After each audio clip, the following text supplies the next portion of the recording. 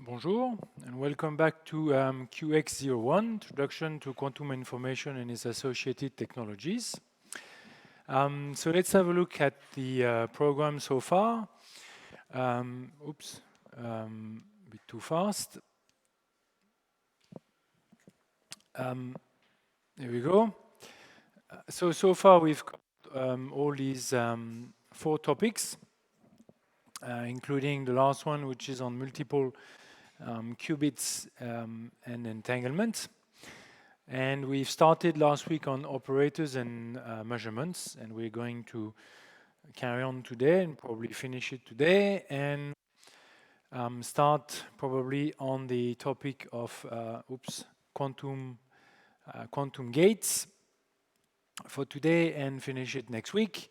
And then we will have 2 weeks break before carry on mid-April again.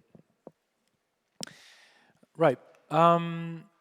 So in this lecture 5, here are the topics that we want to cover that we already started. So the first one is to talk about the very important notion of operators in quantum mechanics and how relate that. We've already seen that, but how we can relate that to matrices. That operators in quantum mechanics are mathematically represented by matrices, by Hermitian matrices. Then we will see there's quite a bit of physics. So we will see, like I said, we already started a second system that is used for quantum information, as in used in a physical way, so how you implement that. So we've seen photons, and the second one that we're going to focus a bit more is going to be the spin state of an electron.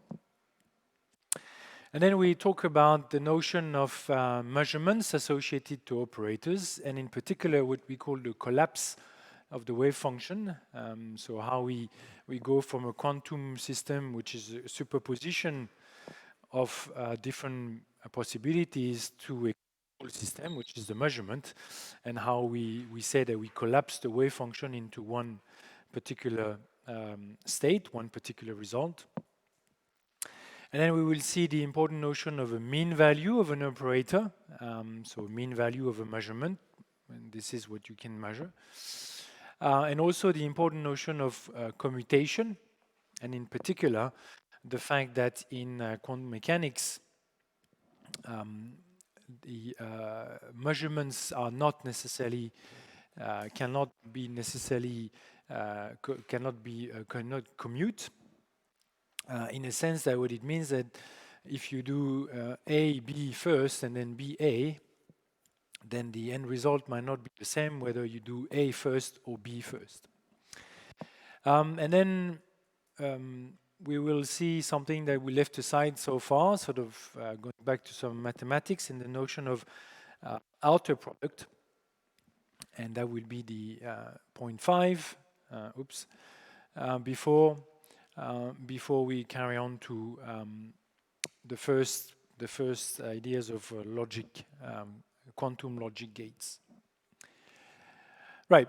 So we've covered that last week, but let's go back to that. So here's a bit of physics. So in classical mechanics, we talk about the position of a particle x. We can talk about its momentum, p of x along x. So momentum is the mass times the speed, although in quantum mechanics we'd rather use p rather than m times v. We can also define the total energy of the system that we call mechanical energy most of the time, but also angular momentum of the spin of an electron, s, as a particular property, and so on and so forth.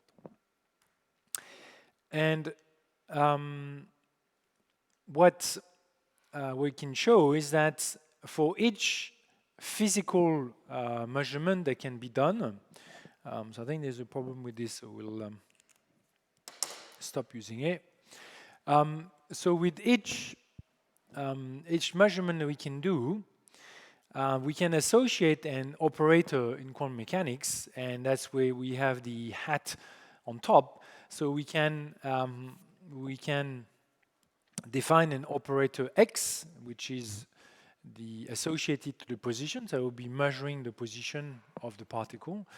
We can also associate operator momentum, p of x, where in this case you can see that it's in fact defined as the derivative in time. So it's actually, so in a sense, this operator itself has no meaning unless we apply it to a state, to a wave function, to something.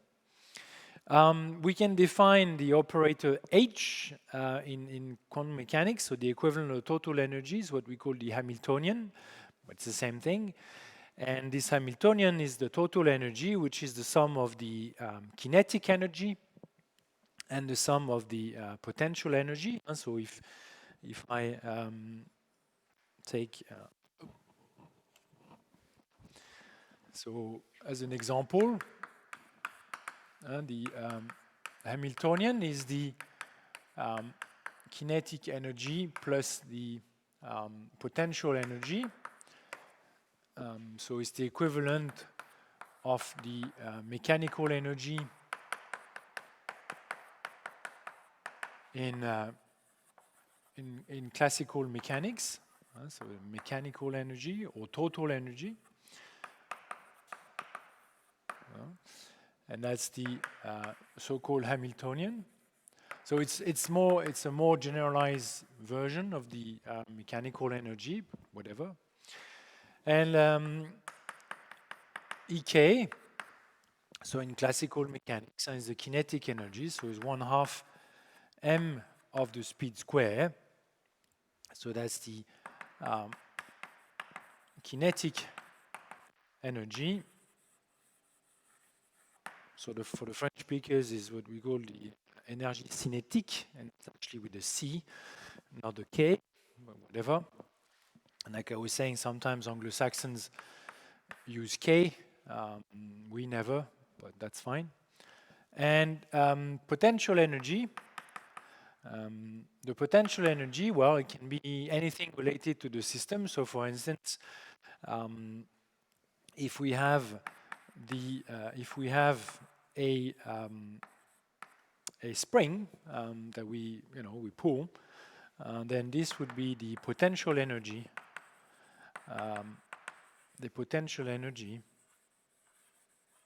of the spring. Okay, so something like this, which is related to a mass, and we can define a spring constant, and we would have an oscillating movement. But it can be anything else. It can be related to a magnetic field, for instance, or an electric field, and so on and so forth. And so these are some, so this is another very important operator, so we will come back to that, to Hamiltonian specifically. There can be other operators, so the equivalent of the angular momentum will be the operator L, which is very important in physics in general, but also in quantum mechanics, or the operator S of Z, which is going to be the spin of an electron along the Z-axis, and we'll come back to that. And then operators, so operators are linear and they are Hermitian, like the Pauli matrices, so therefore they must follow this rule as well in order to be, as we said, to have a physical meaning, to represent a physical quantity that we can measure. So we've seen postulate 1 of quantum mechanics, and postulate 2 of quantum mechanics tells you that these operators, so now A is any operator, these operators A, well, I can find like any matrix, so they are representing measurements through matrices. And like any matrices, in this case, for these type of matrices, I can find the eigenvalues, which would be the equivalent in linear algebra, the lambdas, and I can find the eigenvectors. And so again, in French, it would be valeur propre and vector propre. So in English, eigenvalues and eigenvectors. And I will find as many eigenvalues as there are dimensions of the so that's the so-called Hilbert space that we talked about. And likewise, I will find the eigenvectors associated to these eigenvalues lambda, these eigenvectors v, and there will be as many as them as the dimension of the Hilbert space associated to the operator. So I would go classically to what we know in linear algebra, to what we have here now, where with these rules that we have the bra, the ket, the column vectors, the row vectors, the matrix that has emission, and lambda can be potentially complex numbers. All right? And so, as usual, I can find the determinant of this quantity, therefore of this quantity, and determine the eigenvalues and the eigenvectors. And now the physical meaning is that the eigenvalues are the result possible of the measurement. So this is what I'm going to find. So if I make a given measurement, I will find some results. And quantum mechanics tells you that these results are now quantized. They have certain values, as we will see in a minute with the spin of an electron. And these eigenvalues of the operator measurement represents the possible results of the measurement. Okay.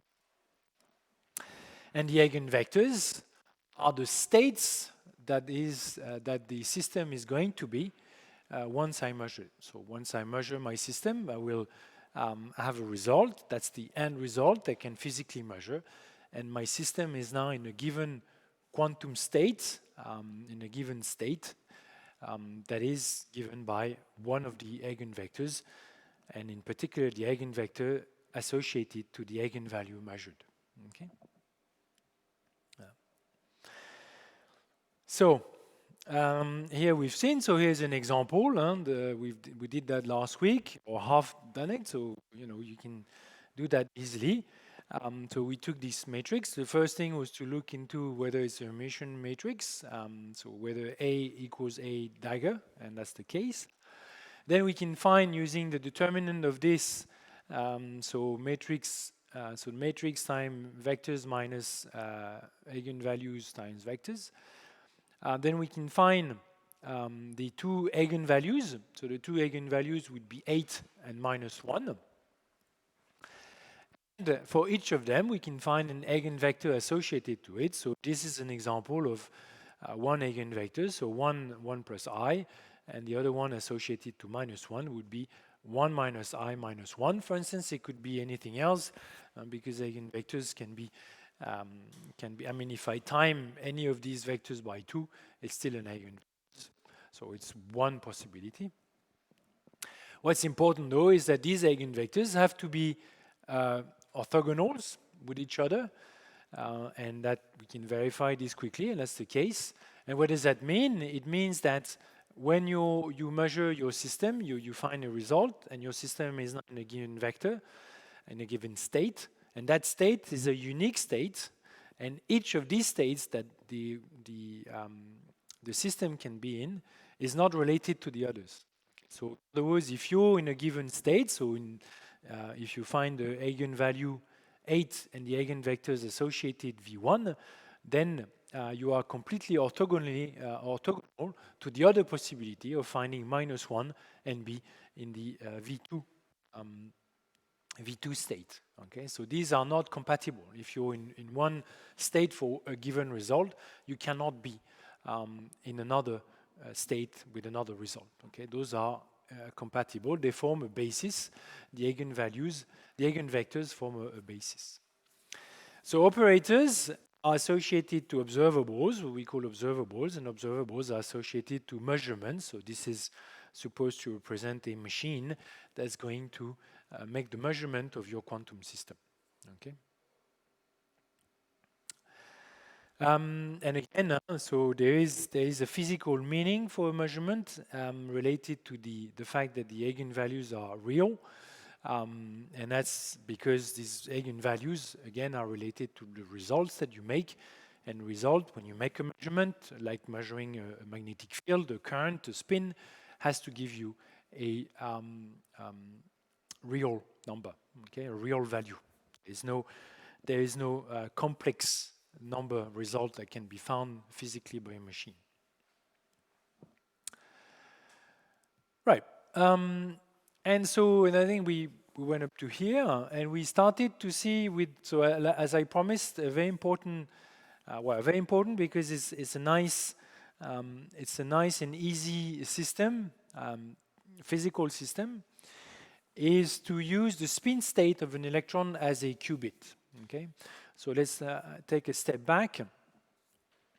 So in classical physics, if I have a rotating particle or anything rotating body, so here is a rotating disk with a certain speed and a certain radius, I can define an angular momentum that's going to be upwards, like this. So usually we say we use the right-hand rule. So if I go this way, that means the angular momentum is going to go upwards, and if I rotate the other way, it's going to go downwards.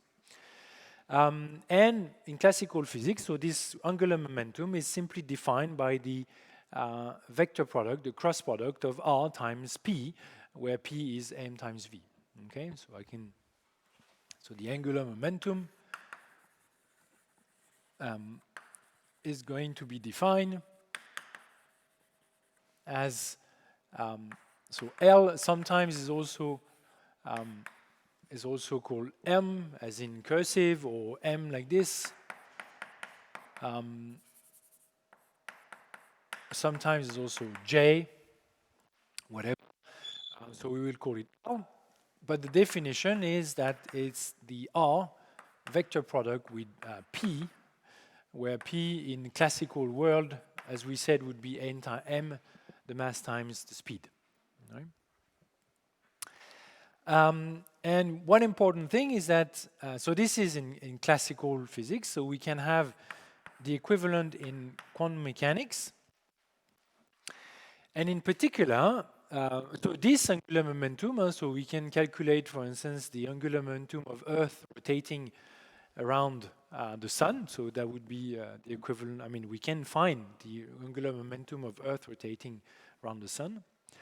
But what I'm interested in here, so we can do with that as well. We can also use that in quantum physics. As I said, it's very important for symmetry. It can be used for quantum technologies, but we rather use is another type of angular momentum, is the spin S. And the spin S, so again, if I take the image of the Earth rotating around the Sun, it's also rotating on itself.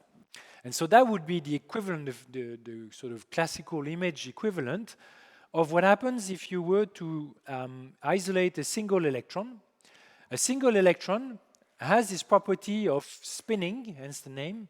So of course, again, it's a classical view. It's not actually what happens quantum mechanically, but it helps. And what it does is, so the electron can spin one way. So if it spins one way, you can define an angular momentum that we call now the spin.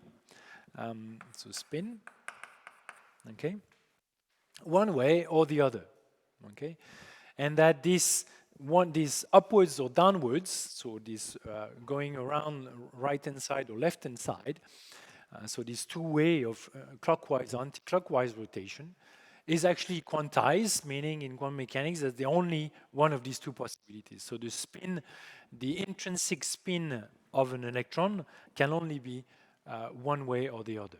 Okay, and as this is also a type of angular momentum, the units are the same, and we can show that the units of angular momentums is proportional to h bar, where h is the Planck constant. So that means that a spin in terms of value, so if I measure it, I will find two values, multiple values of h bar. Okay, so this would also be proportional to h bar. And indeed, the two values that you can find are plus h bar over 2 and minus h bar over 2. So that's why sometimes so we can call it a spin up because it's a plus, or spin down because it's a minus, and it points upwards or points downwards. And usually the axis of the spin, we call it so we use the z-axis for the spin. Again, it's the same idea. If we take Earth, it would be along the North Pole. And so we talk about spin up or spin down, and sometimes also spin plus 1/2 because it's h bar over 2, or spin minus 1/2 because it's minus h bar over 2. Okay. And just to give you, go back to the physics. So when we have classically, another nice way of seeing it is when you have an electron spinning. So an electron is a charge, it's an elementary negative charge. An electron spinning is like having a current spinning in a way. It's a single electron current spinning. And in electromagnetism, when you have a movement of charges, you always have associated to it a magnet. Okay, you create a magnetic field associated to any charges in movement, and that's why also we associate what we call the mu, the spin magnetic moment. So the spin magnetic moment is some constant times s, where s being the spin in terms of h bar values. So gamma is actually some constant, the charge divided by twice the mass. But whatever, let's forget that. What is important here is that we define what we call the spin magnetic moment, because why magnetic moment? Because this can be seen as a small magnet in a way where you have two sides like a magnet, a north pole and a south pole. So here's the equivalent of being upwards and downwards, being the two poles of the magnet. Okay, so when a charge is in movement in physics, that induces a magnetic field associated to this movement, and that's why we can see this electron spinning as a small magnet as well. Which, by the way, means that this the spins in general will be also and can be manipulated through magnetic fields. So, for instance, if I want to have a change so now if I talk about qubits, so if the spin up is the 0 state and the spin down is a 1 state, so if I want to go from the spin up to the spin down, physically what do? Is I use a magnetic field and I flip this electron spin from 0, say, or the up state to the down state to the 1 state. Okay. So now I can associate an operator to this. So it's the S operator. So it's the SZ operator. Z because, as I said, we usually take as an axis Z the axis of the spin of the electron. So I can associate the operator S, which is the measurement, the results as the eigenvalue matrix, so S of Z, which is going to be a diagonal matrix with all the eigenvalues, the possible result. In this case, there are only two possible results. So it would be plus h bar over 2, 0, 0, and minus h bar over 2. So the eigenvalues,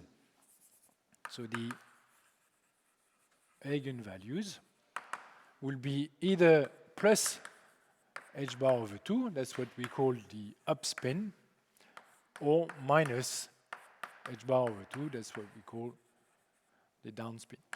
Again, this is opposed to the classical spinner that we did, where a classical spinner, yes, I can spin it one way or the other, but any combination, a spinner can also be off his axis and so on, so he has a continuous angular momentum associated to it, which is not the case in the quantum case. It's a quantum version,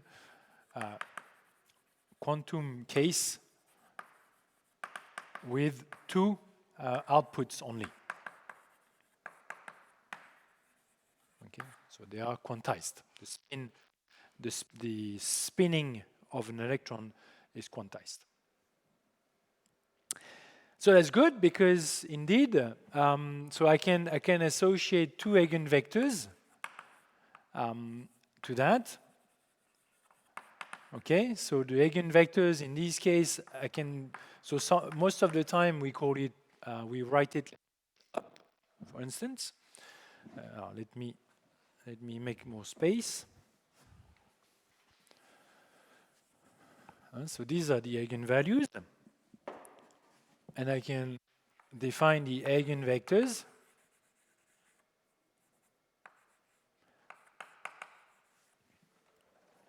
So the eigenvectors, there would be two eigenvectors associated to it. So one, I can call it up. Sometimes it's called, is also written plus 1/2, like I said, because we call it plus 1/2.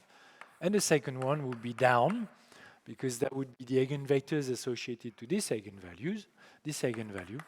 Sometimes people write it like this. And of course, this can be my qubit, the equivalent of my qubit. I have two states. So I can call this 0 and I can call this 1. Okay. And what it means is that if I apply S Z onto up, then I will find h bar over 2 up. So result h bar over 2 and up. So this would be my equivalent 0 state for my qubit, say. Actually, sorry, I took 1, so let's be consistent with what is written on my slides. So this could be 1. And then if I apply Sz to the eigenvectors down, then I have minus h bar over 2, and that would be down, and that would be the equivalent of the 0 state.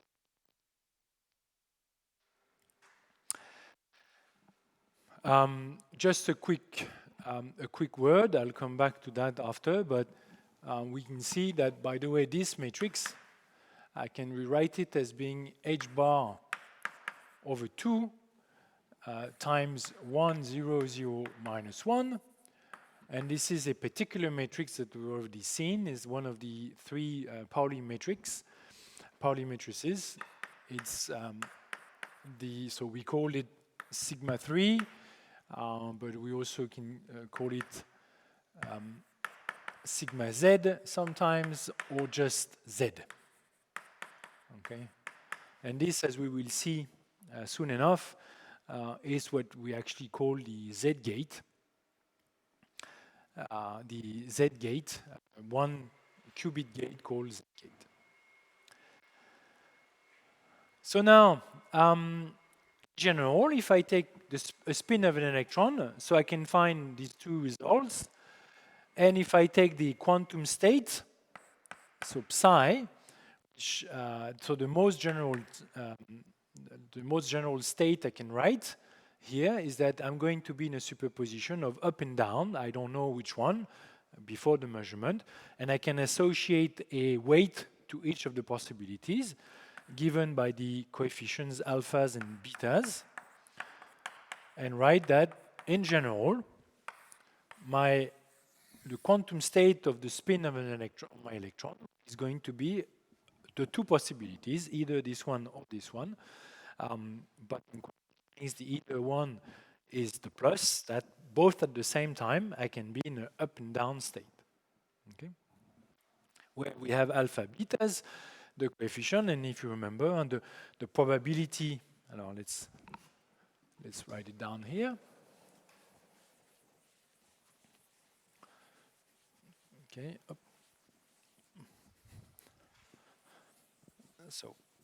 So the most, we write here. So the most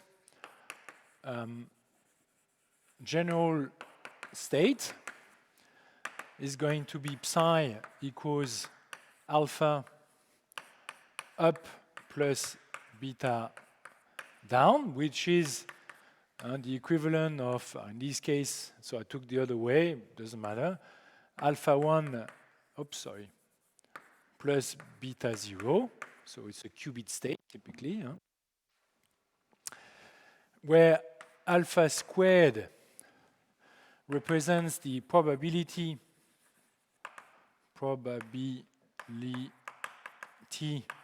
of being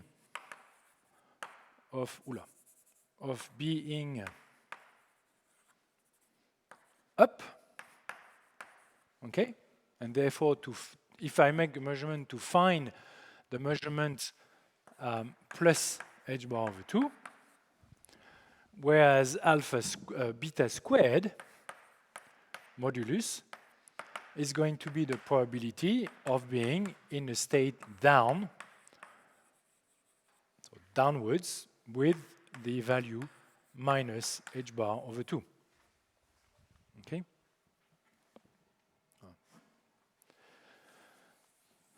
So, as we've seen before, in terms of quantum technology, in terms of qubits, so if this now is your qubits, your physical qubit system. So if I use the notation Q as a qubit, then usually what makes sense is to be in an equiprobable case where the probability of finding up is 50%, the probability of finding down is 50%. So that means that you want something like 1 square root of 2 up plus 1 square root of 2 down, because if I take this squared, I find 1/2, 50%. And if I find this squared, and again, so I have alpha squared plus beta squared. In this case, would be 1 over square root of 2 squared plus 1 over square root of 2 squared equals 1/2 plus 1/2 equals 1, like we've seen before. Okay. I could also have a phase here, for instance. I could have an I, or plus minus I. I could have, so here it could be plus minus, and I could have an I as well. That would not change the result I will find. It will just modify the qubit state, but not intrinsically the system itself.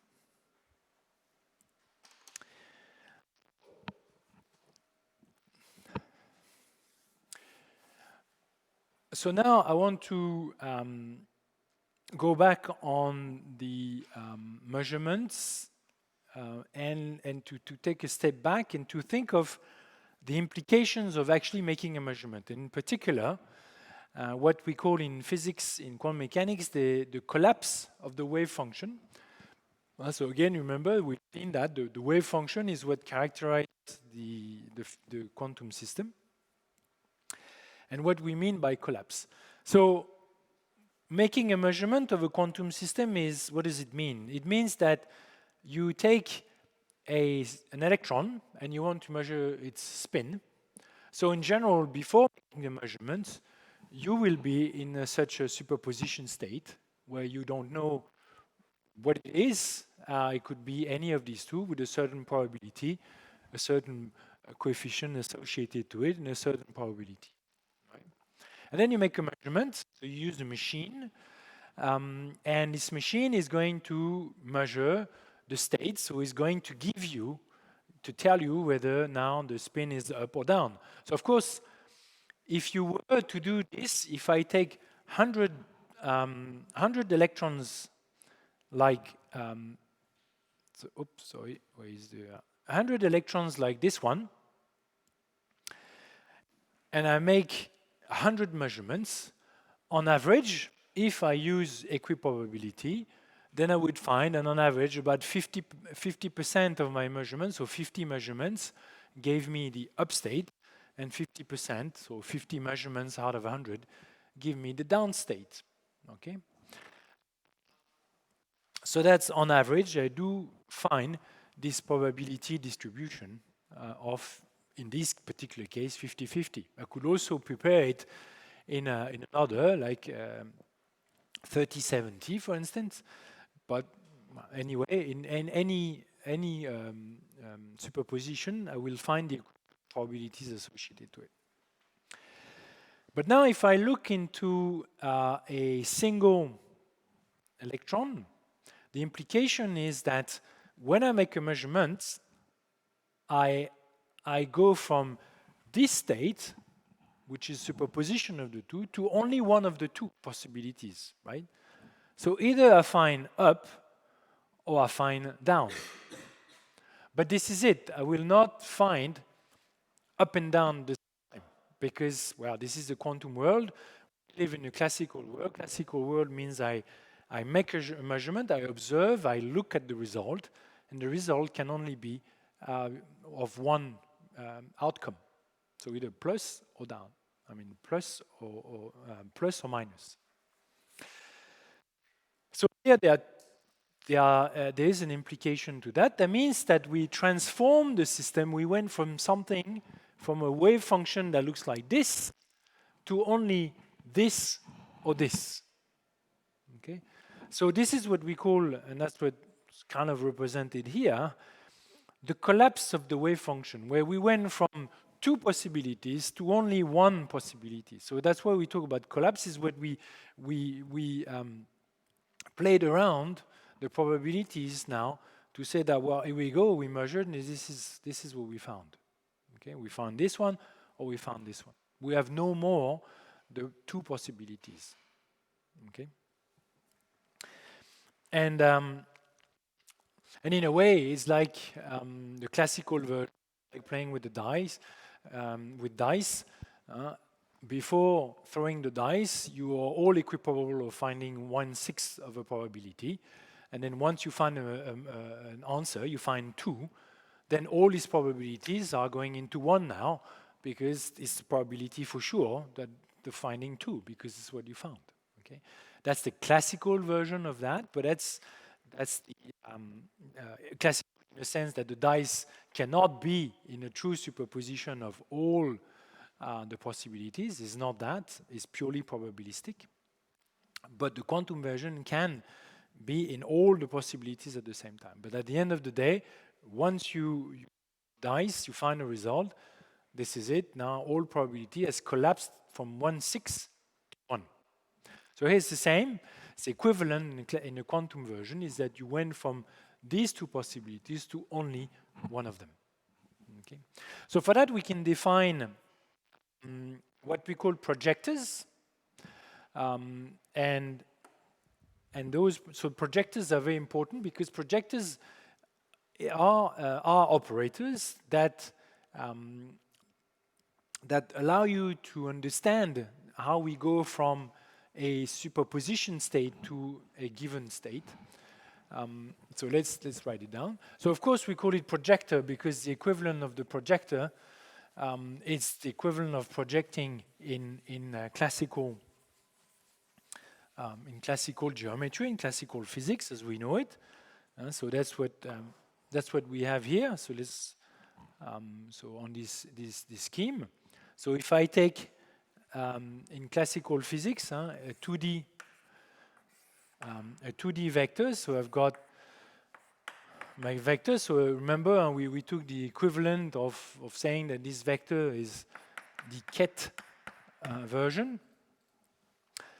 In general, this vector can be seen as the sum of two components. So x ex plus y ey. And so this would be the x-axis, this would be the y-axis. So I can define ex and ey. Okay. And so this would be the value x, this would be the value y. And if I project, if I want to find what is the value of this vector along x, then I would make a projection of this vector along the x vector, and I would find the value x. So that would be, in notation, we would call it phi x, and this one would be phi y, and that's the projection along x, and that's the projection along y. So if I take the quantum counterpart, then I've got alpha up plus beta down. So I can define a projector that I call P up, that I'm going to write like this. Oops, sorry. Oh, wow. I'm going to write like this. And this is actually an outer product. So it's a sneak peek preview from what we're going to see later on. So this is actually an outer product. And so inner product is bracket, and outer product is ket bra. And that's a matrix, as we will see later. And that matrix is responsible for projecting the quantum state onto the state. Okay.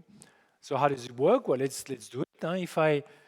If I apply a P onto psi, I have up, and then I have alpha up plus beta down. I'll just write down the definition. So let's remove that part. Okay.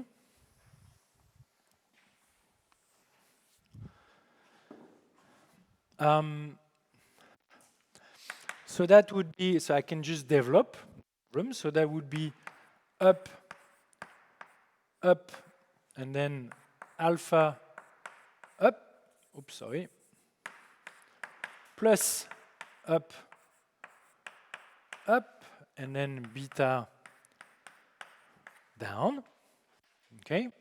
So if I write this, so this is a constant.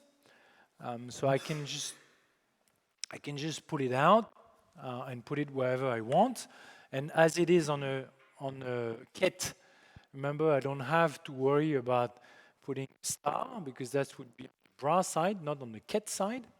So I can throw alpha here, and I would have is this up. So ket up, bra up, and then ket up plus. So again, the beta, I can throw it here. Beta, up,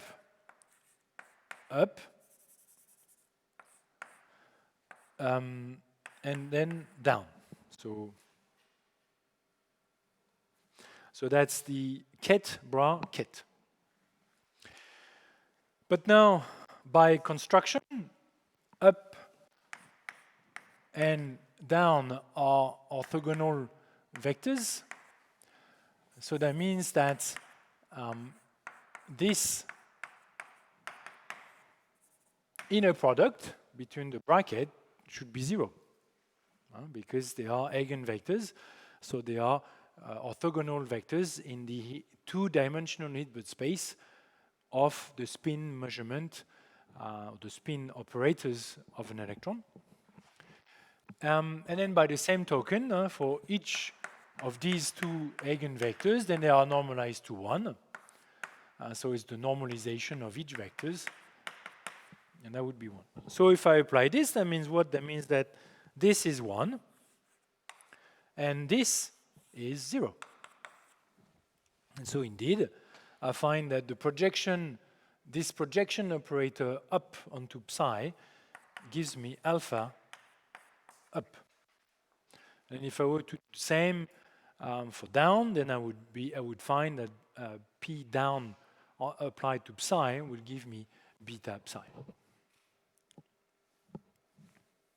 So that's a very important notion in physics, in quantum mechanics, is the fact that this collapse of the wave function also means that you went from this to now a new state I can call psi prime that is different than psi. Okay? Because it's not.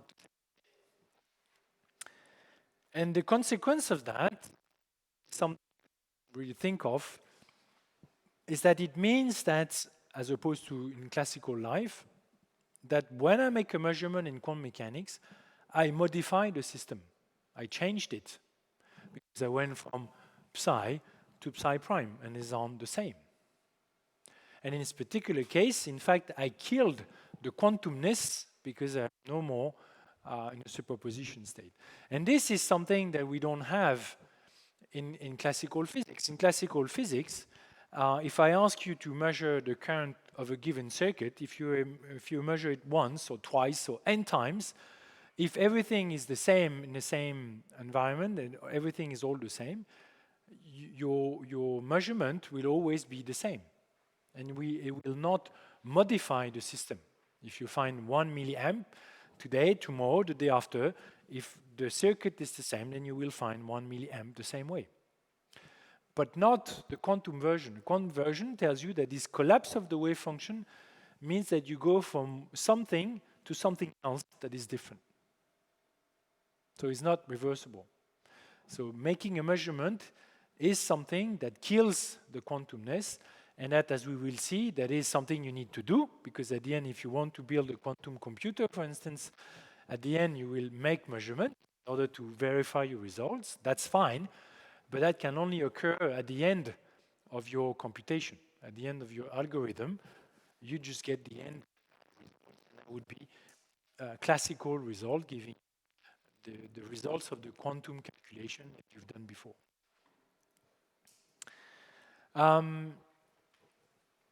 So in general, we've talked about a spin here. That's a particular case, but in general, you can talk about any operators A, and you can associate the eigenvectors of an. Let's write it down. So you can generalize this.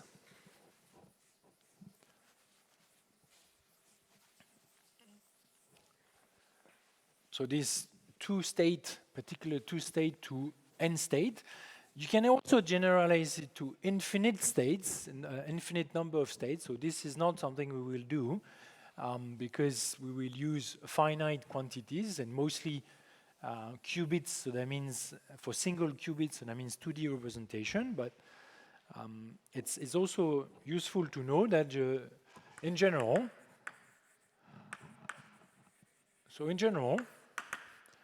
A can be defined by a set of eigenvectors, okay? That can be 2, 3, 5, n. It can be an infinite number of finite eigenvectors, and eigenvalues associated to it, so an, which would be eigenvalues.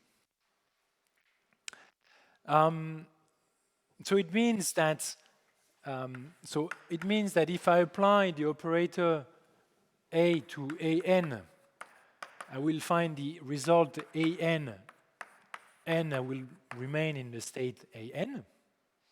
So what that means, by the way, is the equivalent of, so now if I go back to the spin, so if I make a measurement here, I find the up result, say.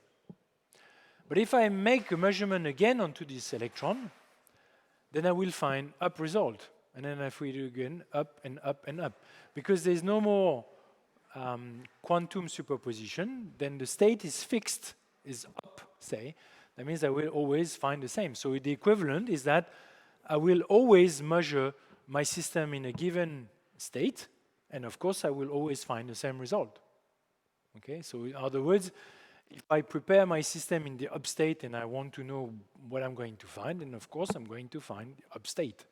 So this obvious thing is basically the eigenvalues, eigenvectors properties of the operator. And so in general, for a given operator, so again, this can be some form of measurements, not just spin, can be anything else.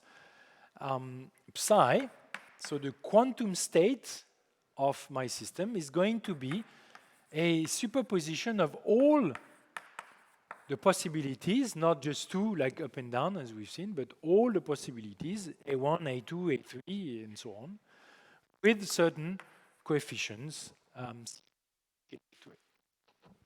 where CNs are complex numbers. Okay? And Cn squared, like before, is going to be the probability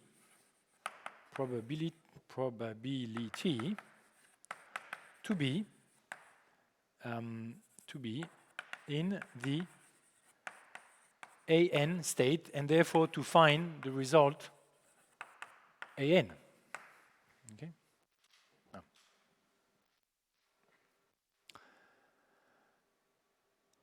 And also we have the property that we've seen just now, is that all these eigenvectors form a basis. That means that the bracket, the inner product am an has to be equal to delta m n, where this is 1, it's the Kronecker symbol, so if n equals 1, and is going to be 0 if m strictly different than n. So again, if I take the example of my spin down state, I can define now the probability of being in the up state, and that's what this is going to be. And I can find the probability of being in the down state. So again, is the weight or the projection operators that we've seen later. And how I calculate that, I take my wave function, so this general wave function, and the inner product with the state I want to measure, so it's say the up. So in this case, I bracket it with the up, and in this case, I will bracket it with the down, and I will find alpha squared and beta squared. So this is modulus squared, and I will find the coefficients alpha beta squared, which is the equivalent of this probability of finding the system up and down. Okay. So in general, the probability of being in the an state is going to be an applied to this, and that's going to be Cn squared. So if I do this, I can do this quickly.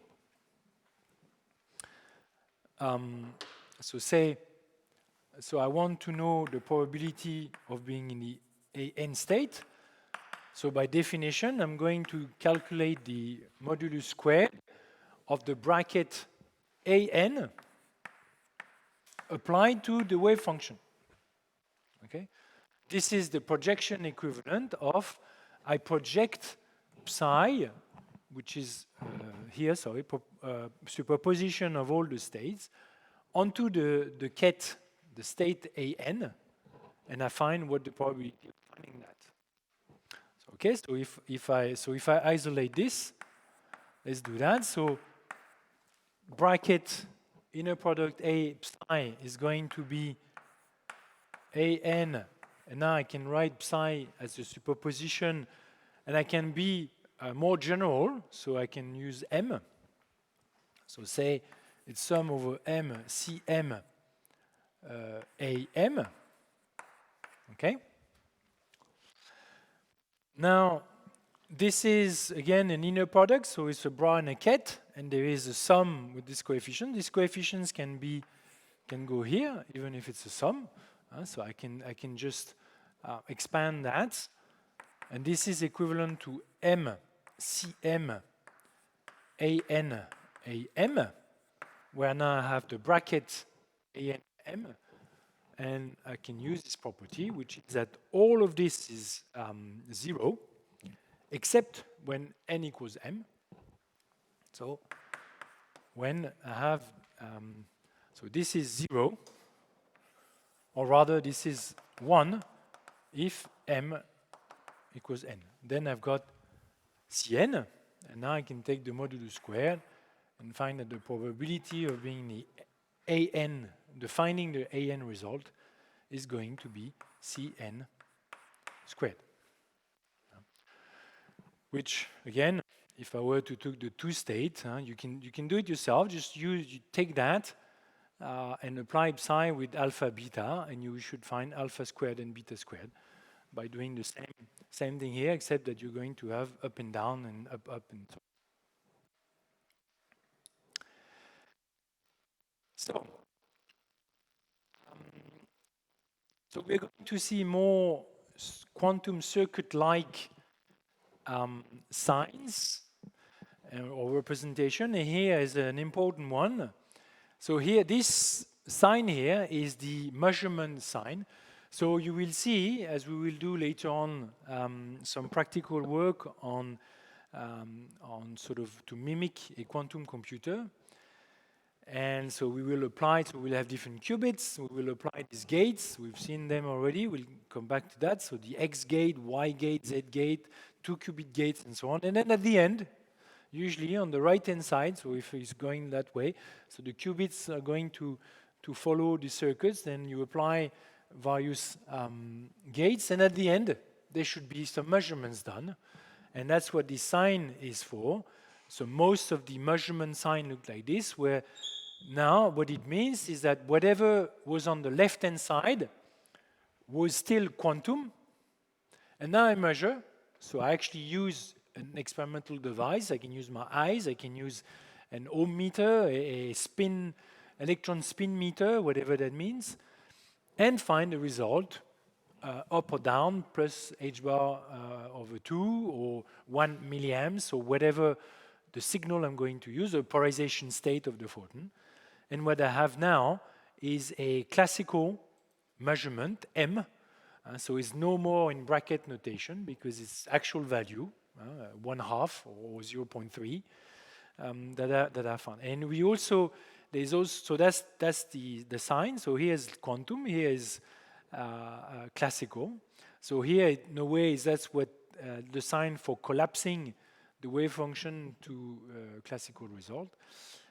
And the second thing, you may not see it here, but usually when we have a classical side on the circuits, on quantum circuits, the line is thicker. You can see the line is thicker because it means that now it's a classical result. It's no more a quantum superposition. So it's no more a qubit. It's just the outcome 0 or 1 in the case of qubits. Right, so if I go back to the electron, the spin of an electron, so we've defined the SZ, SZ spin up and spin down, and that's the Pauli matrix Z. But we've seen that there are two other Pauli matrices, there's X and Y. And in fact, so these are the matrix, and these also can be associated measurements to the spin of an electron. But this case, along the x-axis and along the y-axis. So what does it mean? Well, if you we've used the block analogy, where so we use a sphere. So this is x, y, z. So you've got the block sphere here. So if this is spin up, so if the 0 is here and the 1 is down, so 0 down, basically SZ, so the spin measurement goes from up to down. Okay, so what you effectively do in the block sphere representation is you do a rotation along the z-axis. That's why it's called Z gate. But you could also do, if you're in any, we've seen, and we can be in any superposition state in that sphere that can be represented in that sphere, so we can be in here. Then we can do a rotation along Z, but we can also do a rotation along X or rotation along Y. So each of these rotations, so you've got Z, X, and Y. Each of these are actually the Pauli matrices. So this is X, this is Y. The Z we've seen before. And the X Pauli matrix looks like this. So now I put h bar over 2 because the actual measurements so with values, and it's the h bar value. So that would be a rotation along the x-axis. So you rotate along the x-axis if this is the x-axis. And the other one would be a rotation along the y-axis. And you can see what it does. For instance, the x-axis, it's what we call a NOT gate. So what you do is you flip the state, the quantum state between the 0 and the 1. And the y gate, it's rotation along the y-axis, and that basically provides you with a phase I along the other. So you start from 0, 1, and you end up with 1, 0, but with the phase term as well, as opposed to here where you start from 1, 0, and you end up with 0, 1 exactly. So you just flip. So it's a NOT gate. You reverse the qubit. Here you reverse it, but then you also apply a phase. Okay. And so one thing it hasn't been said so far, or kind of ish, and we will see that later on, is that when you apply any of these, it makes sense because it's a rotation. So when you apply any of these gates twice, then you come back to where you were from. So if you started from the Z rotation, so you go 1 and then 1 again, you went back to where you started with. And likewise from Y, if you rotate Y and then Y again, or X and then X again, then you come back to where you came from. Okay? And this is a very important property, and this will be used a lot in quantum circuits. So not so much on single qubit. I mean, this is a single qubit operation. This is much more interesting when you apply this on 2 qubits that have been entangled before, because then you rotate one and you make sure that one goes back to where it was, but then this one is linked to another qubit, and that will do something else to the other qubit. We will see that later on through some examples. Right. So, in fact, yeah, before this, let's actually do an example. So let's have a look at x squared as a small example before going to the mean value of an operator. So let's get rid of that. So let's take, for instance, the Y matrix. So S Y, which is it's 0 I h bar over 2, and then minus I h bar over 2. So the equivalent, so this is equal to h bar over 2 matrix Y, the Pauli matrix. So first of all, so Y would be 0 I minus I 0. So first of all, we have to see whether this is equal to Y dagger. Remember, so this is the case, because if I do transpose of that matrix, so I flip around the diagonal, 0 minus I 0, and then if I apply the complex conjugate, so that would be the A dagger operation, then I complex conjugate that, and I end up with 0 I minus I 0, and that's exactly the Y. First of all. And then second of all, is what I'm saying here is that Y squared, so if I apply Y twice, then I should find Y. So let's do it. So if we have 0 I minus I 0 times 0 minus I 0, so I would have a 2 by 2 matrix again. And so 4 coefficients. So this one is going to be this times this plus this times this. So that's so minus I times I. This one is going to be this times this, and this times this is 0. This one is going to be this, this times this, and this times this is also 0. And this one is going to be this times this, so I minus I. And minus I is minus I squared, and that's plus 1. And this is 0, 0, and it's also plus 1. Okay, so we do have indeed the identity matrix. We could do this for X and Z and find the same thing.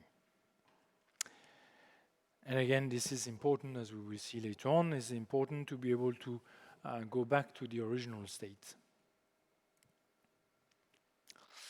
Right, so mean value of an operator. So if I go back to what I said, so if I take an observable A with, we said, the eigenvectors an and the eigenstate an associated to it, then in general my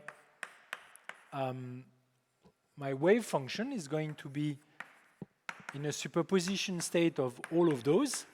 And there is no, so again, what it means is that there is no other possibility.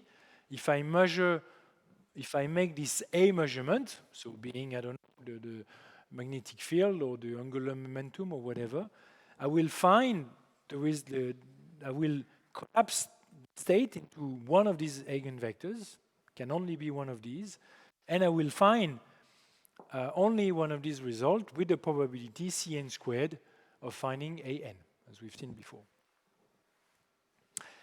And I can define what we call the mean value, A,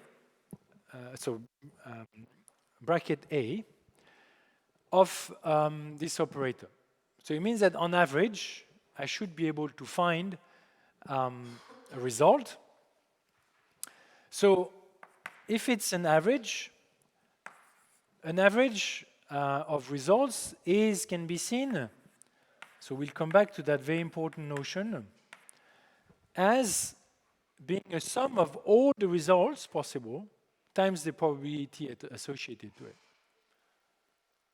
Right? So on average, I'm going to find A1 with the probability P1 plus A2 with the probability P2 plus A3 and so on. So I would have P1 A1 plus P2 A2 plus. So that's, sorry, P1. So that's the probability P1 of finding A1. Okay?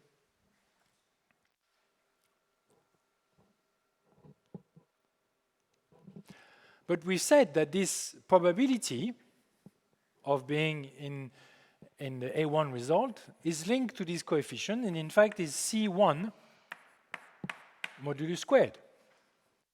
Right? And here would be C2 modulus squared, and so on. And now, how do we go from this, which is very classical, that we understand, to this?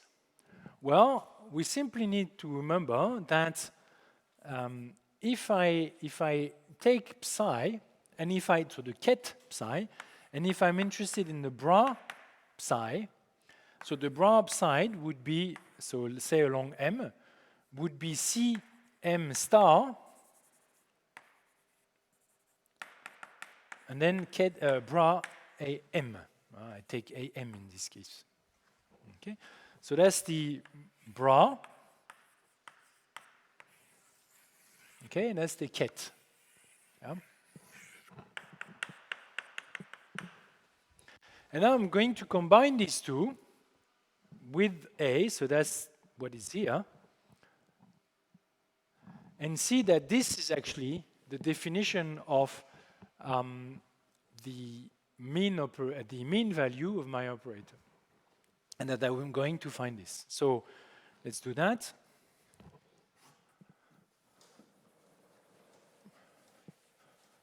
Okay, so let's get rid of that. Up, there we go.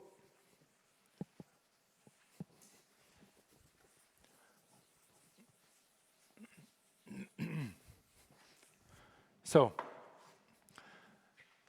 let's assume that this mean value is actually the bracket, so sometimes we say the sandwiching of the operator A, sandwiching between the bra and the ket psi.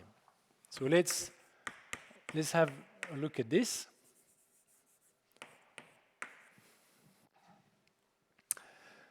So I can write the bra like this. So it would be sum over M Cm star bra An. Okay. Then I have A, and then I've got the ket psi, which I can write most generally sum over Cn ket An.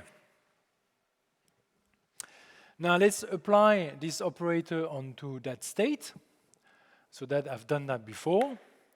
So this I don't touch for now. Okay. This I can, remember, I can throw this coefficient out because it's not an operator, it's just a number. So it would be sum over n Cn of A n. Right? But An, by definition, is the eigenvectors of the A operator, so it's going to give me the eigenvalue An times the operator, the eigenvectors An. So this is An by definition. Right? So now I've got sum over M Cm star Am, sorry. And then I have sum over n Cn of An. Okay. These are numbers. These are numbers. So I can again also now take this, I mean all of this, and then throw it here, so that I can just leave my two brackets. Yeah.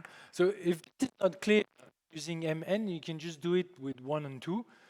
Just to use 1 and 2 and then do the calculation to realize that indeed it works like this. So I would have sum over M Cm star times sum over n Cn times An, and then I have the bra Am and the ket An.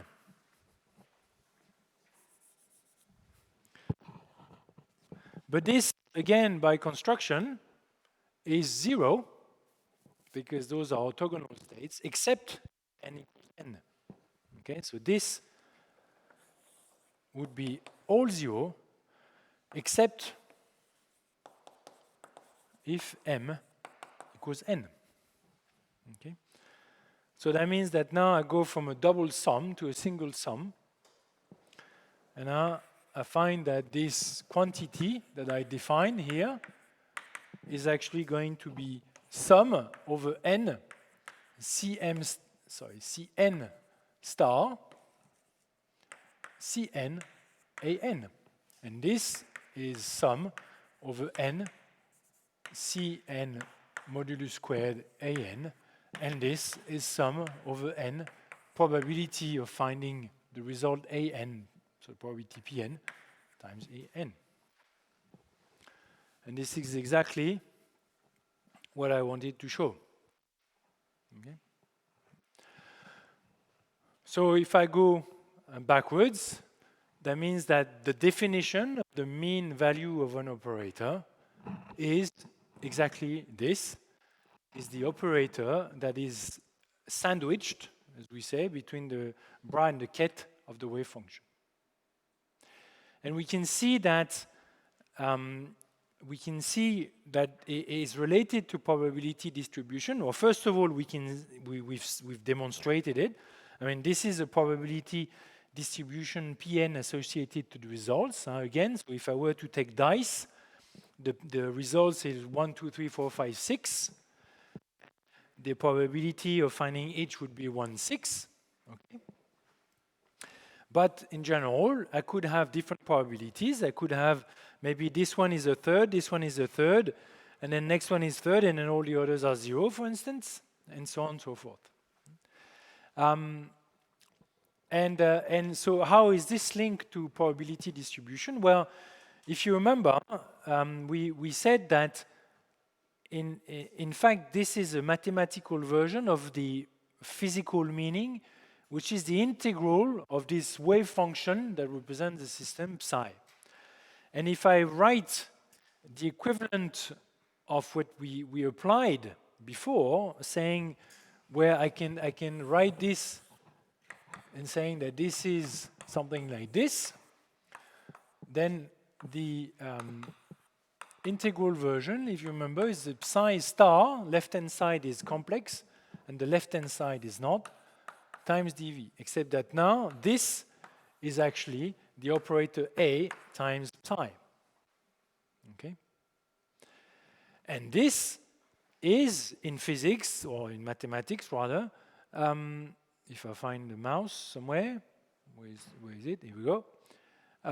This can be seen as a probability distribution of the value A, where psi star is the probability distribution associated to this operator. Okay. As a side exercise, you can now apply and find the mean value of being in the upstate for SZ, and without a surprise, you're going to find a mean value of 0, because on average, well, 0 if alpha equals beta, of course, because you have an average of being plus h bar over 2 and minus h bar over 2 with equiprobability. The average is 0. Okay.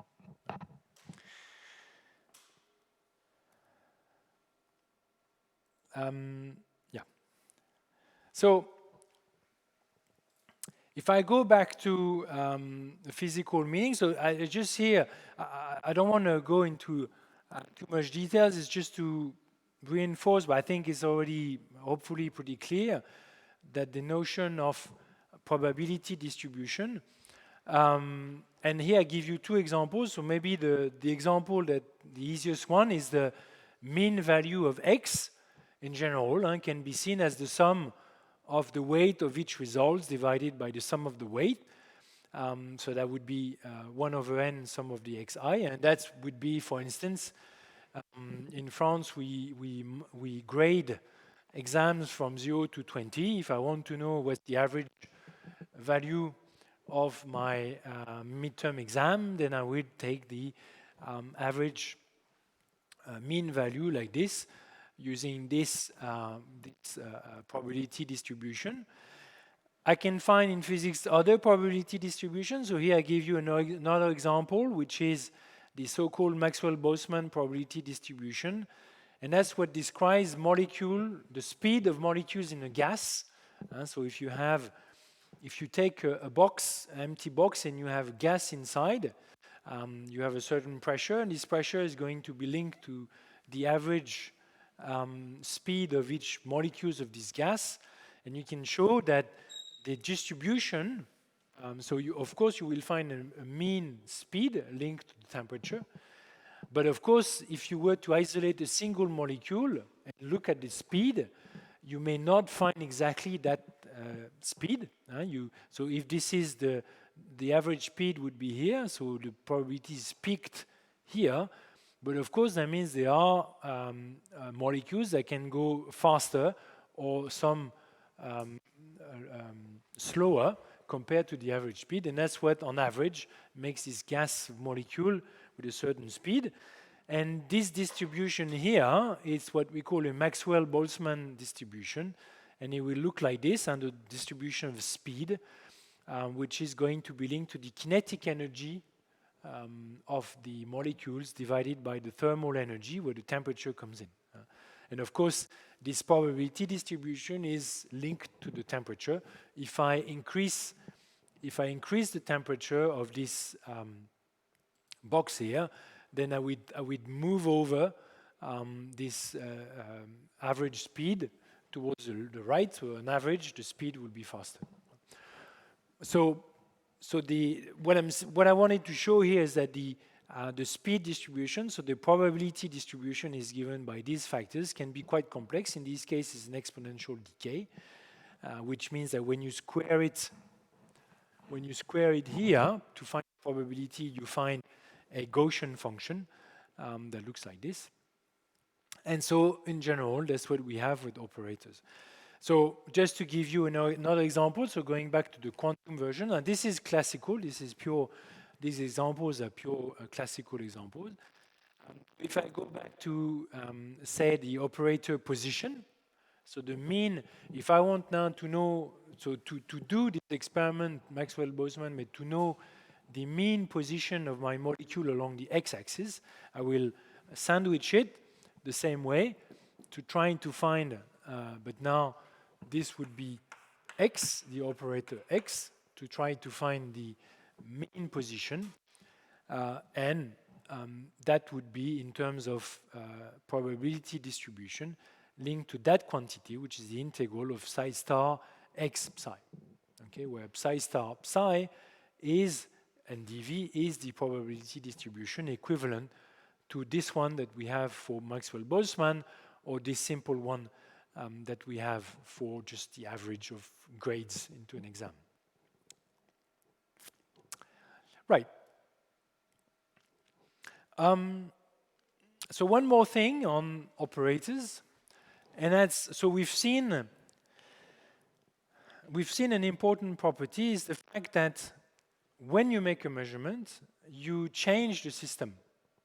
Okay, in quantum mechanics, you went from a superposition state with all the possibilities, and you shrank the end result to a particular result, a particular end output. Okay, so you collapse the wave function. So that's already something that is very different from classical to quantum, because again, in classical mechanics, if I make a measurement and do it again and again and again, I'm always going to find the same result. I'm not going to modify the system just simply by measuring it. The second big difference is that the order in which you make measurements matters. So in other words, if I were to make two different measurements on my system, say measuring the spin, and then measuring the energy state, for instance, or something else, then the order may or may not, sometimes it doesn't matter, sometimes it does, but in general, it does matter. So in other words, that means that if I start from psi, make the measurement A, you go from left to right, so again, now I'm starting to use more and more quantum circuitry kind of visualization. So if I start with psi, make a measurement A, and then later on make a measurement B, I will end up with a different state. So I go from psi to psi prime. Okay, fine. But what I'm saying is that now if I were to start with the same state, but do the same operations, but reversibly, so I first do B, and then I do A, then what I'm saying is that the result might not be the same. Okay, is that the psi prime and psi second might not be the same. So the order in which you make a measurement can be important and can have different value. So in other words, if I do A B psi or B A psi, then if the end result is the same, then I've got commutation. But in general, this AB or BA might not be zero. Okay? Might not be zero. So for that, we define what's called the commutation operator. So the commutation operator is bracket AB, and it's simply AB minus BA. So let's write it down.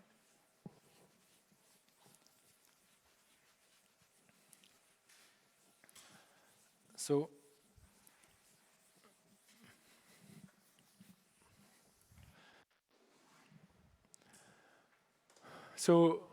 we define the commutator operator, and we write it like this: A, B, and the definition is AB is A, B minus B, A.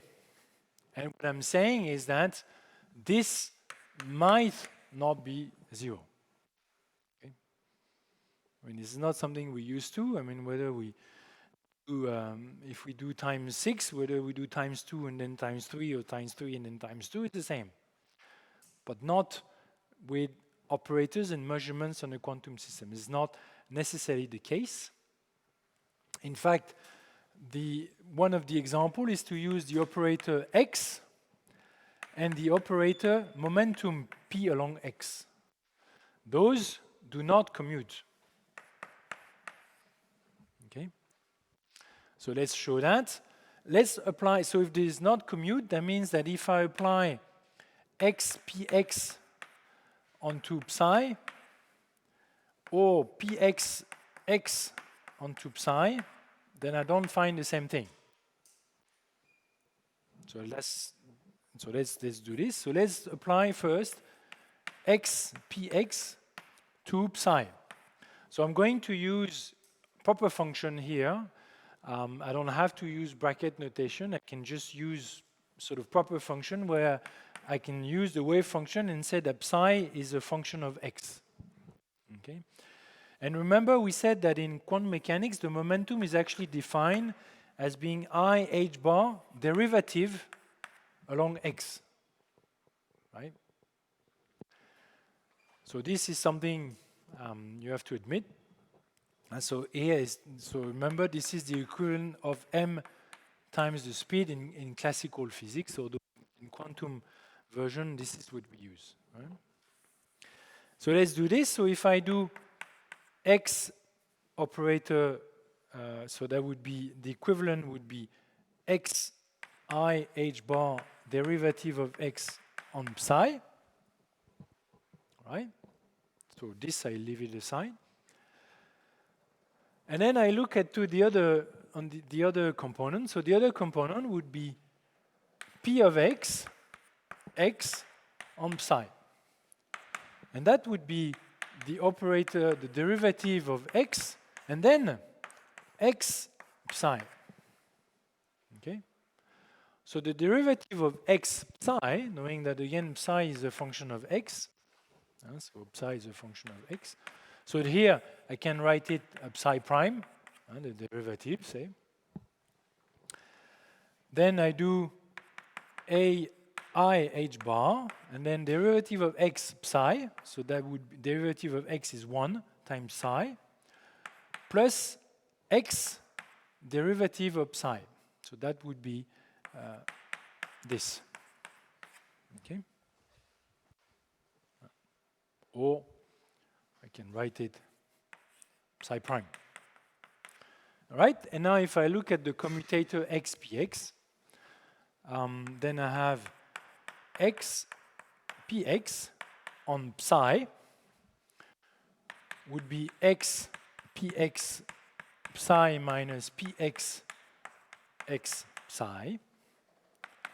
And that's, so this I calculated it, it's this thing, so it's I h bar x psi prime minus this thing, which is I h bar psi plus x psi prime.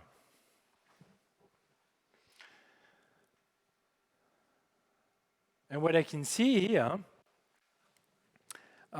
is that this term and this term is going to go away. And now what I end up here is minus I h bar over psi.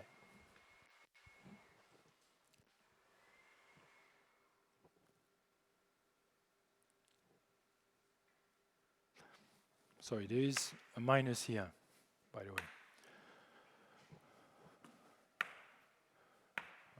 So that would be minus and then plus and then plus. Yes. So there is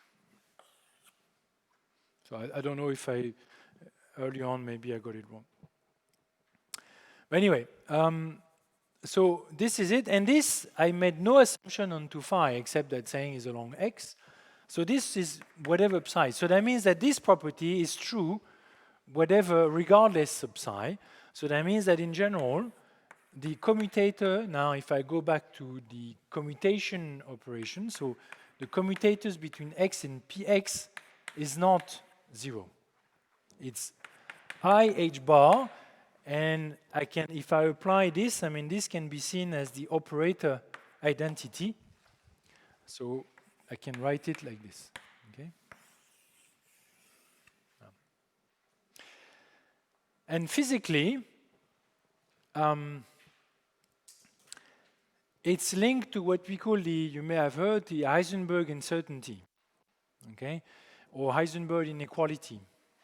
So this comes from, it's also again, without going into details, but it's also a property that's at the heart of quantum mechanics. It's a so-called Heisenberg uncertainty, and that's what it says here. And what it says here, it says that basically, the fact that these two do not commute means that there is a boundary onto how accurate I can be onto measuring these two quantities. So what I'm saying by this is that if I take a system, if I measure the position of the system, I can be extremely accurate. I can make sure that I can tell the position of my particle with an extremely good accuracy. But Heisenberg uncertainty and this relation tells you that if I do this, it means that on the other hand, I have less and less accuracy on the speed measurements, on the momentum measurements. And vice versa. If I can tell with a high precision the result of the momentum of my particle, then I have less and less precision onto the localization of my particle. Okay, so this is, and the factor between the two is h bar in terms of value. So as soon as I increase one, I decrease the other one. Okay, and that's what it, and of course you wouldn't have that if you were to have commutation operators, because that means that there is no relation between the two. So I can be as accurate as I want. For instance, the spin and the position are not related, so they do commute. So there is no problem to tell with a really high accuracy the position and the spin of a particle at the same time. That's fine, because they're not related. Okay, they're not physically incompatible. But those are, and they are linked to the Heisenberg uncertainty. This is very physics in quantum mechanics. So in other words, what we need to take away from that is that the order of operations, and therefore the order of gates, can matter. Okay, so we can't, we may have different outcomes, solutions depending on what we do and how we do it. Which is also part of one of the issues, is that because it makes it more complicated to try to find the right sequences or the fastest sequences in terms of gates operation in order to find your result that you would like to do at the end, to get at the end. Right. Good. So if you remember, we've been through the whole mathematical formalism. So we've been through the ket, it's not here, but the ket vector, the ket column vector, the bra, the bra line vector. We've talked about the matrices associated to them and operators. We talked about how we can construct the inner product between the bra and the ket. That's the equivalent of the scalar product. We talked about the tensor product, so how we can go from a small space to double the space or quadruple the space by just tensor product more qubits, and then end up with the higher and higher space. And that's what precisely this twice the space is precisely what gives the power, the quantum power of quantum technologies, and in particular that if I have 50 qubits, if I just add one more qubit to my system, what I effectively do is I increase by 2 the power calculation again.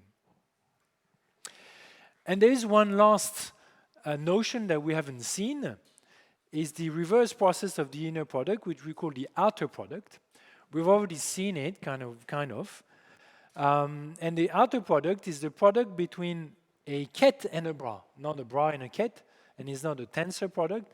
It's the operation of doing a ket and a bra. So you have it here, and we've seen already, but that the end result of that is actually to create a matrix out of this. Okay, and that we can do that because, again, if you remember what I said, and when I told you that you probably learned scalar product the wrong way, then if you learn it the right way, then the outer product makes sense.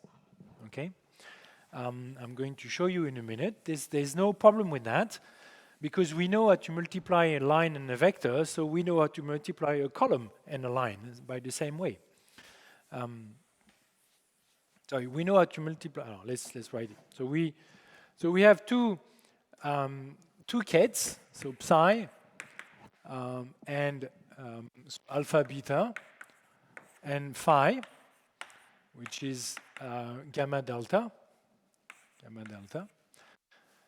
And we've seen that, when you do the scalar product between the two, so say psi phi, we've learned it the wrong way because most of the time the way we learn it is two vectors and we multiply them together. But that's not the right way. The best is to really see it as the left-hand side is different than the right-hand side, and that this is a line vector and this is a column vector. So that what we really do is something like this.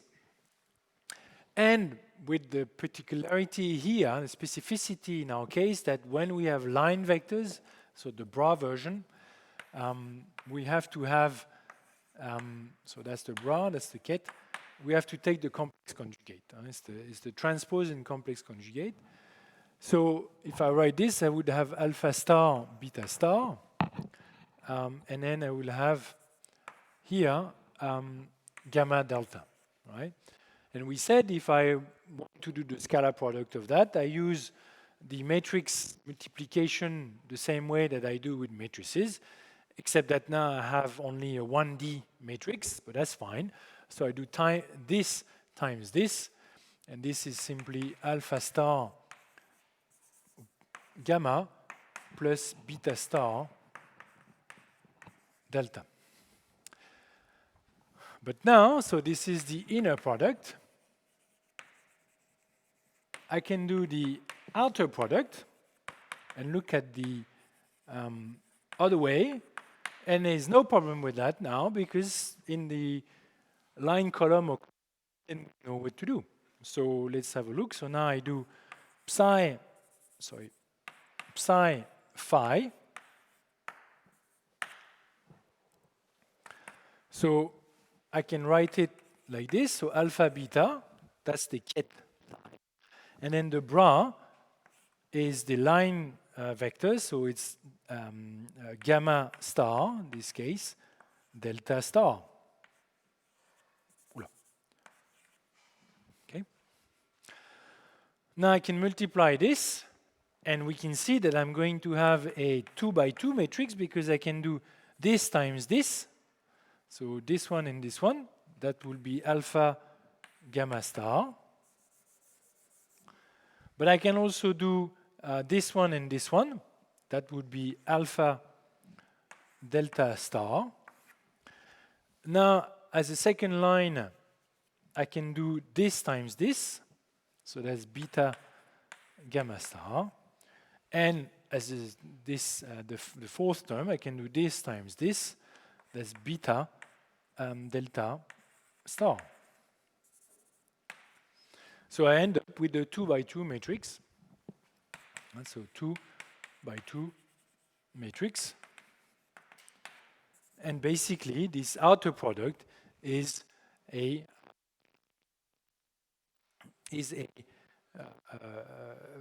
way of transforming bracket notation into matrix notation.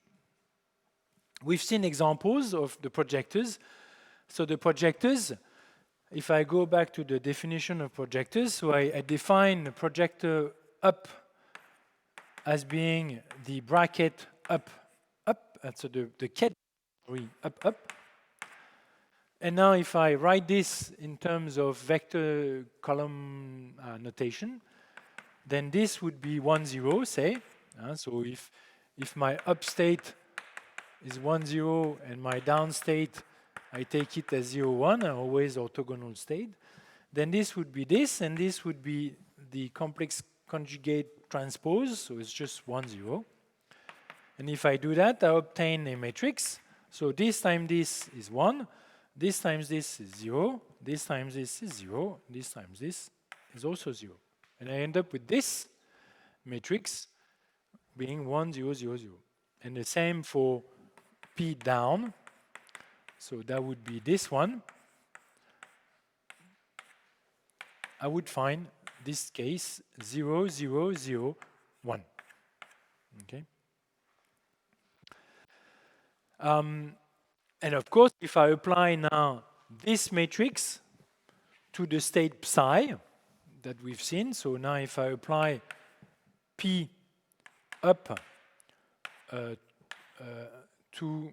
P up, matrix P up to the state psi, being in a more general alpha up plus beta down, then I have 1, 0, 0, 0 applied to the vector alpha beta, and that will be alpha, the vector alpha. So this is alpha 0, so alpha plus 0, sorry, and 0, 0.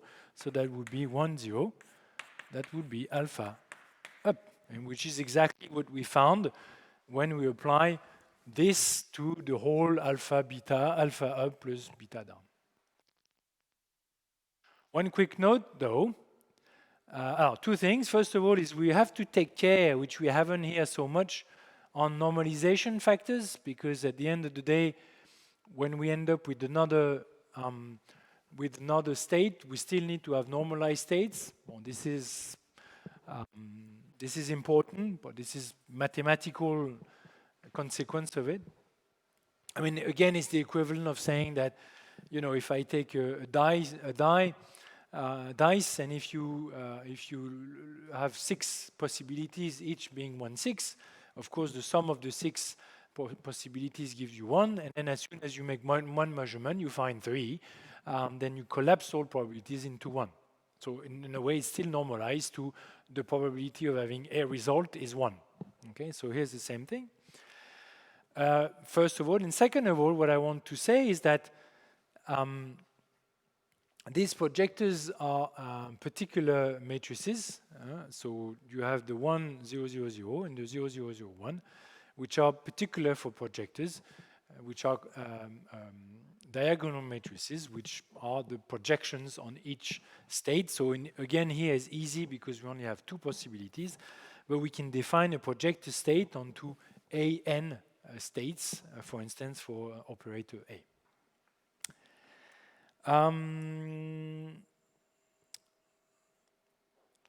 Well, in fact, that's what is here. To conclude on this and for today, so for an operator A with eigenvectors AN and eigenvalues AN, I can, in fact, what it means is I can define this operator as an outer product itself, being the sum of AN ket bra AN. And why is this? Because if I apply this AN to AN, I should find by definition AN, because it's eigenvectors, eigenvalues. And indeed, I do.